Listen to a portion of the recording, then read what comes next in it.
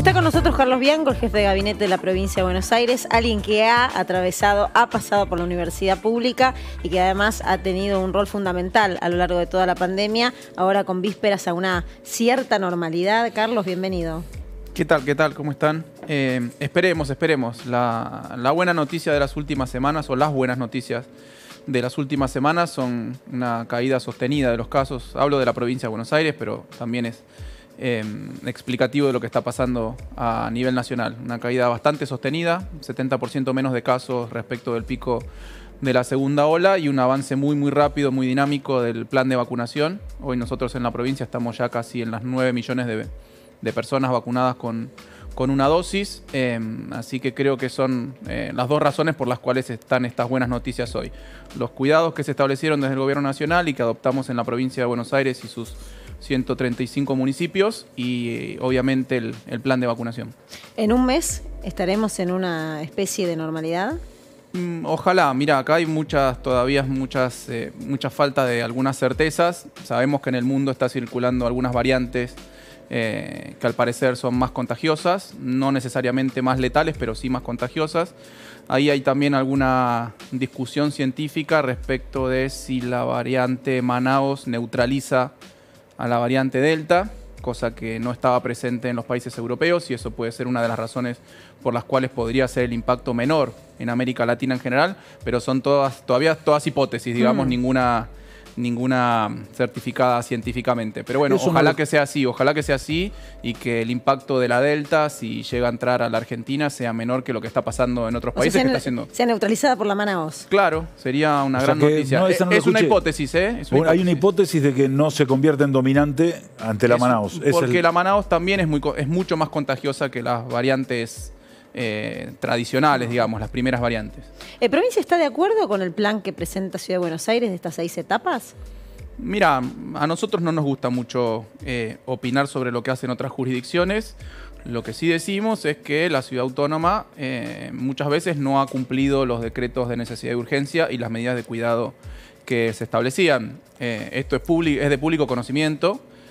Nosotros al revés hemos a rajatabla hemos cumplido todas las determinaciones del gobierno nacional, las que están presentes en los decretos de necesidad y urgencia, las que están presentes en las decisiones administrativas de la jefatura de gabinete. Lo que nosotros establecimos ya hace un año y un mes es un sistema de fases cuando en el mundo no se habían establecido este tipo de sistemas para manejar la pandemia, sobre todo teniendo en consideración que, como decía antes, nosotros tenemos 135 municipios, son 135 realidades distintas, el virus en algunos lugares iba aumentando, en otros lados iba cayendo, no podíamos tener una medida uniforme de manejo de la pandemia para toda la provincia, por eso establecimos este sistema que siempre fue compatible, repito, con todas las determinaciones del gobierno nacional y que fue muy flexible y muy dinámico. Nosotros permanentemente venimos haciendo modificaciones. ¿Pero coincide con cierta lógica de lo que presenta Ciudad, de estas 6 instancias para llegar a la normalidad? A ver, sobre todo en los primeros meses de la pandemia estuvo mucho mejor coordinada la situación. Hoy la verdad que no estamos teniendo una coordinación muy dinámica con la Ciudad Autónoma de Buenos Aires,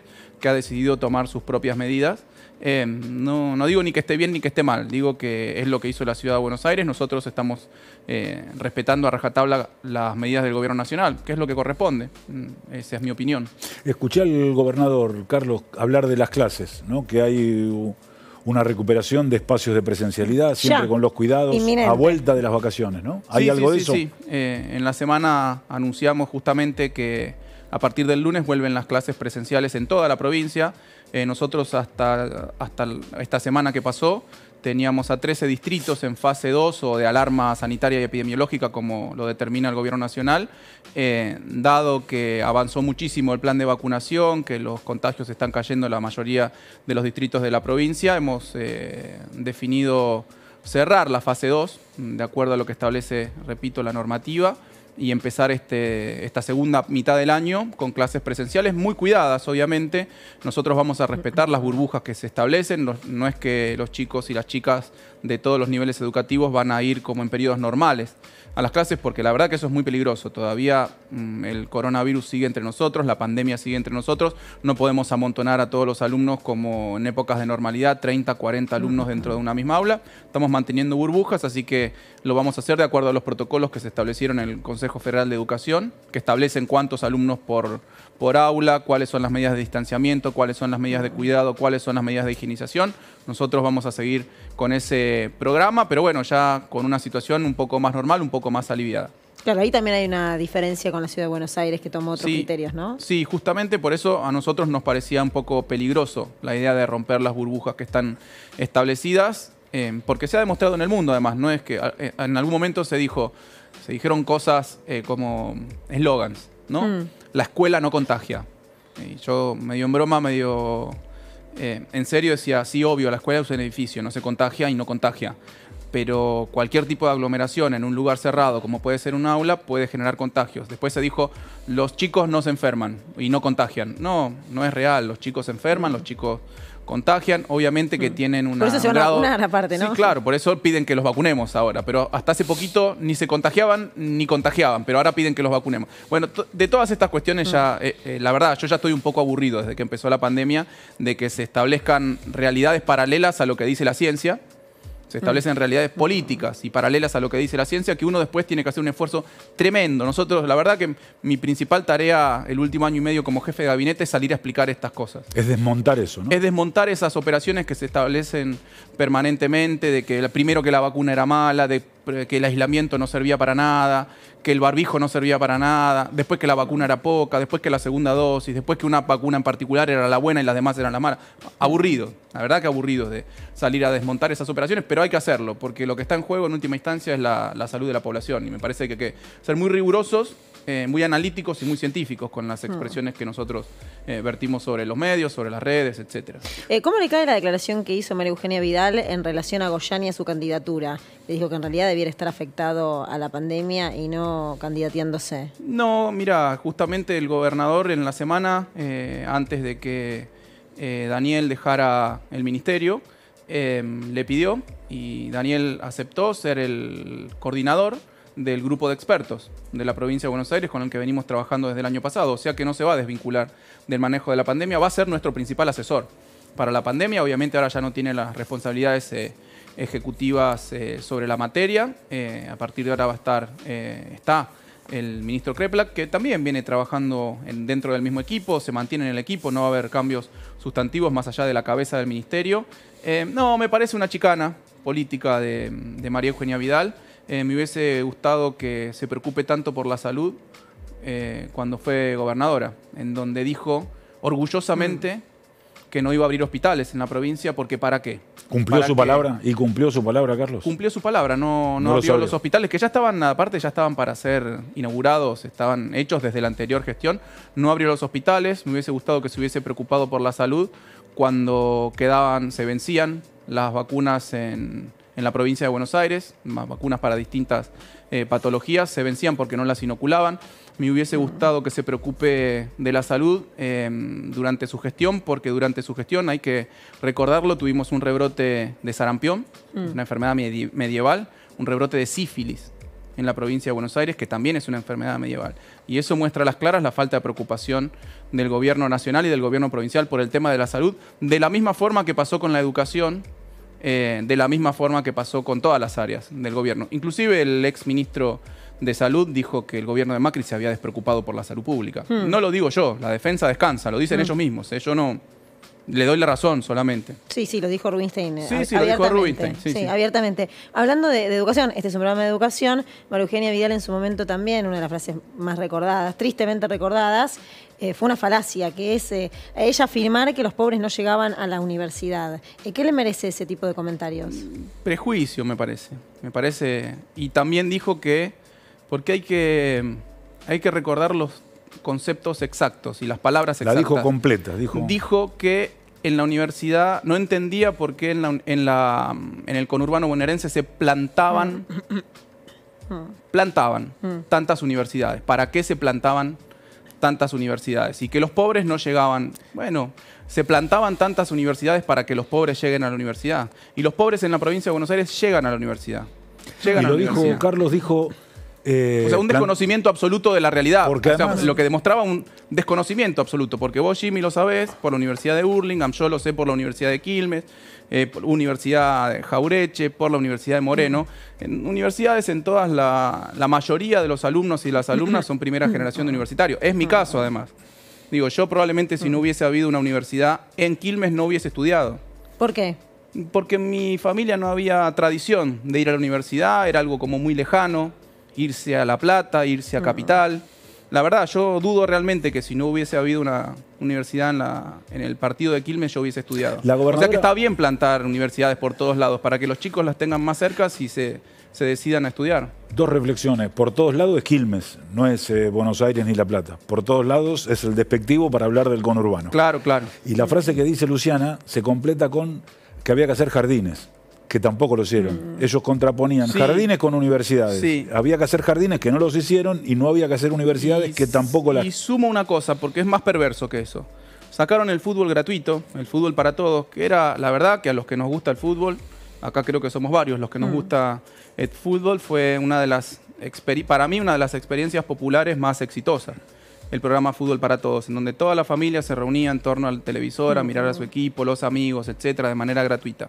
Dijeron que sacaban el Fútbol para Todos porque con lo que se gastaba en pasar fútbol por la televisión pública, con ese dinero lo iban a utilizar para construir 3.000 jardines.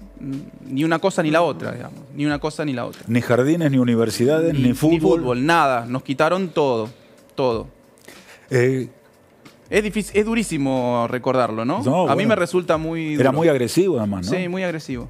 El 90% de la cabeza pensando en la pandemia todavía. El otro 10%, ¿cómo imaginan la provincia? ¿Cómo imaginamos reconstruir la provincia, reconstruir la Argentina? ¿Cómo lo ven ustedes, Carlos? Mira, sí, hoy en día todavía tenemos la mayor parte de nuestro tiempo, o una parte sustantiva, digamos, de nuestro tiempo dedicada a la pandemia, porque es un problema que todavía subsiste en la Argentina, subsiste en el conurbano, subsiste en el interior de la provincia de Buenos Aires, como decía al principio, ahora con una situación un poco más holgada por la caída de los casos, por los avances en el plan de vacunación, pero también todo este tiempo, si bien tuvimos que cambiar las urgencias, digamos, nosotros teníamos un plan muy claro de gobierno, prioridades muy claras de gobierno que las había dicho, mira, el gobernador antes de ser gobernador, durante toda la campaña.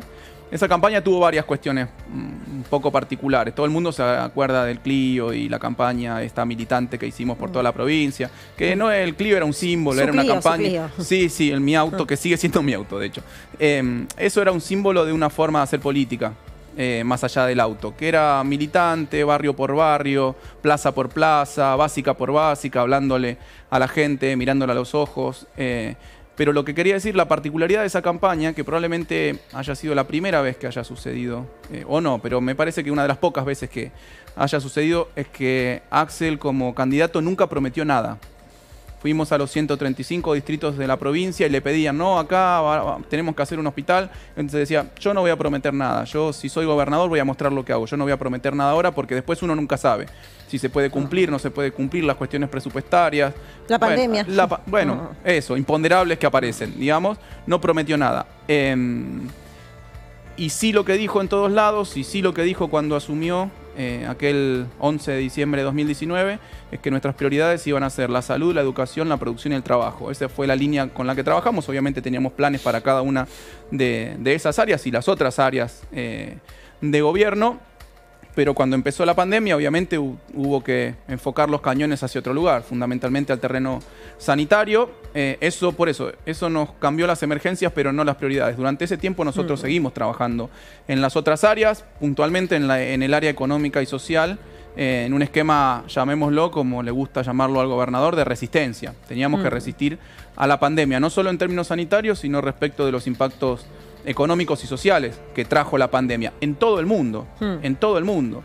El año pasado, el año 2020, fue probablemente, de la historia del capitalismo, uno de los peores años en términos económicos y sociales, con un mayor impacto negativo del Producto Bruto Mundial, etcétera, y bueno, hubo que resistir a esa situación. Nosotros establecimos desde un comienzo medidas con el gobierno nacional, obviamente el ATP, el IFE que estableció el gobierno, y nosotros detrás de esas medidas, de esos paraguas más generales, con mucho mayor poder de fuego sobre el impacto en el bolsillo de la población, en el bienestar de la población, nosotros desde la provincia establecíamos todo el tiempo programas de fomento, de sostén, de resistencia, de carácter impositivo, de carácter crediticio. El Banco Provincia fue el banco, en el año 2020, el banco de la Argentina que más crédito productivo dio y crédito de sostén económico. ARBA también, la Agencia de Recaudación de la Provincia de Buenos Aires, moratorias, exenciones, postergaciones de vencimientos, postergaciones de embargos o suspensión de embargos, mejor dicho, desde nuestro Ministerio de Producción, Ciencia, Tecnología e Innovación, desde nuestro Ministerio de Desarrollo Agrario. Permanentemente estuvimos estableciendo desde la obra pública, que estamos en un récord histórico para la provincia de Buenos Aires, el 9% de nuestro presupuesto hoy se dedica a obra pública. Hasta el año 2019 eso era entre el 3 y el 4%, hoy es el 9%. ¿Cuál es la prioridad en eso, Carlos, de obra pública? ¿Qué es? Obra pública estructural. La instrucción que nos dio el gobernador, que nos dio, bueno, a mí como jefe de gabinete, a Agustín Simone como ministro de Infraestructura y Servicios Públicos, es que tenemos que pensar en un cambio estructural de la provincia de Buenos Aires. Acá no se puede pensar en una obra para favorecer a un municipio, a algún distrito en particular. La obra tiene que dar soluciones estructurales para toda la provincia y le impacta a quien le impacta. Nosotros no estamos haciendo ninguna diferenciación entre distritos opositores o distritos oficialistas. A diferencia de lo que hizo María Eugenia Vidal, nosotros tenemos los números muy claros. Por cada peso del gobierno provincial en obra pública que iba a los distritos de ese entonces de Unidad Ciudadana, del peronismo, iban 3 pesos a los distritos de Juntos por el Cambio. 3-1. Sí, 3-1. Nosotros, una derrota, sí, una pérdida por derrota importante. Importante. Nosotros nunca hicimos eso. Se lo pueden preguntar a todos los intendentes radicales, del PRO, etcétera, que a todo el mundo le estamos dando obra pública. Hay un récord de obra pública en la provincia. No damos abasto a los ministros, y el gobernador a ir a las inauguraciones, a las licitaciones, etcétera, de obra pública que hay. Todos los días le estamos anunciando a los intendentes una obra, otra obra, otra obra, caminos rurales, hospitales, escuelas a la obra. Nuestro programa de refacción de 3.100 escuelas, ya llevamos de las 15.000, 3.100 escuelas ya arreglamos en la época de la pandemia, asfaltos, vialidad, bueno, arquitectura, las casas de la provincia, que es un proyecto hermoso. La verdad que es un proyecto hermoso establecer en cada uno de los distritos una casa de la provincia en donde se concentren todas las competencias provinciales, ARBA, IOMA, etcétera, para que la gente primero tenga todo en el mismo edificio y además edificios modernos que hacen uso inteligente de la temperatura, del agua de lluvia, de la calefacción. Bueno, la verdad que un proyecto hermoso y que va a cambiar estructuralmente a la provincia de Buenos Aires. No quiero dejar de preguntarle por la importancia que ha tenido la universidad en su vida, puntualmente. ¿En qué representó la universidad pública, pues fue la Universidad de Quilmes? ¿Qué estudió? Sí, la verdad que... ¿Comercio exteriores? Comercio exterior, comercio internacional en la Universidad de Quilmes. Mira,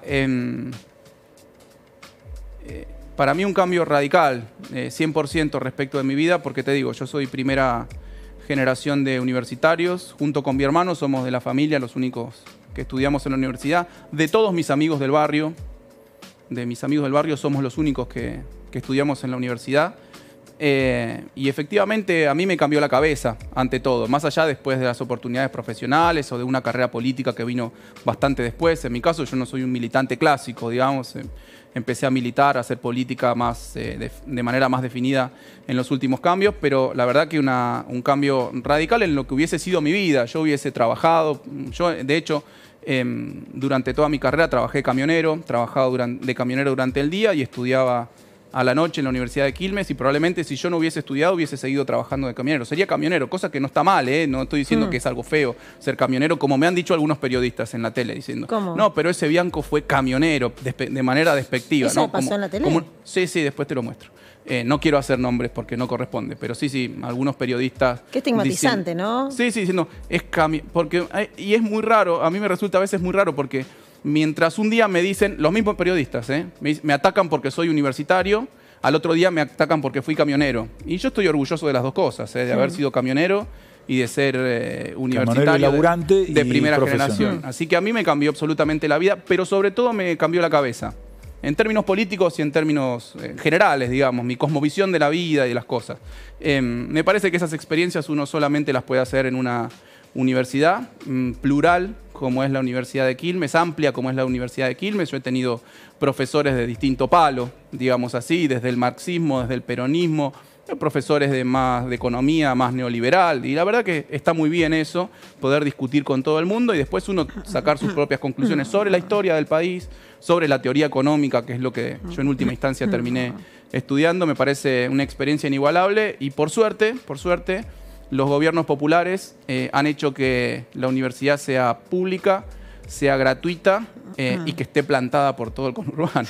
Ni más ni menos. Y eso permitió, Jimmy por ahí se acuerda con precisión los números y los datos, porque me parece uno de los números más relevantes que tiene la aparición de universidades en el conurbano bonaerense, que es que no solamente creció la masa de estudiantes que empezó a llegar y alcanzar la posibilidad de tener las universidades, de las mujeres también, pero hablo en general, el número es mayor y no le quitó gente a la UBA, que en algún momento decían, pero le quita gente a la UBA porque le acerca a la universidad. No, lo que hizo fue sumar más estudiantes que tengan la posibilidad de llegar a una universidad. Mira, eso mismo pasó, ese mismo miedo estaba en la Universidad de Quilmes cuando se creó la UNAJ, la Universidad Jaureche, que decían, no, nos va a quitar público a la Universidad de Quilmes. No, siguió viniendo gente de Varela, siguió viniendo gente de Berazategui a la Universidad de Quilmes, pero además se llenó la Universidad Arturo Jaureche de estudiantes de Quilmes, de Varela y de Berazategui. Así que multiplicar es la idea, ¿no? Esa es la idea. Multiplicar es la idea. Multiplicar es la idea, sí, Gracias, claramente. Carlos, muy amable. No, a ustedes, muchas gracias por la entrevista.